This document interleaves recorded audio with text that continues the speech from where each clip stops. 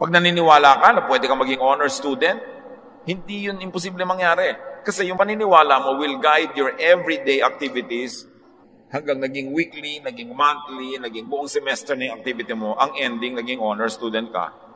Kailangan may pananalig. Kaya importante yung pananalig. Huwag niyong tinatanggalan ng tao ng pananalig. Liban na lang nananalig siya sa sobrang mali. Kasi yung pananalig energizes us.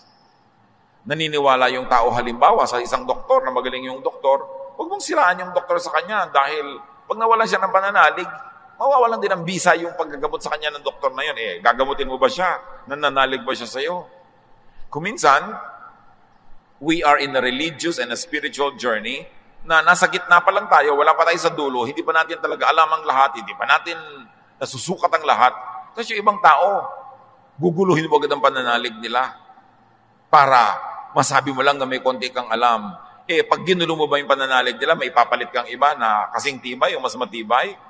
Because one of the unkindest things that you can do to people is to shake their faith and not replace that with a stronger and a better one.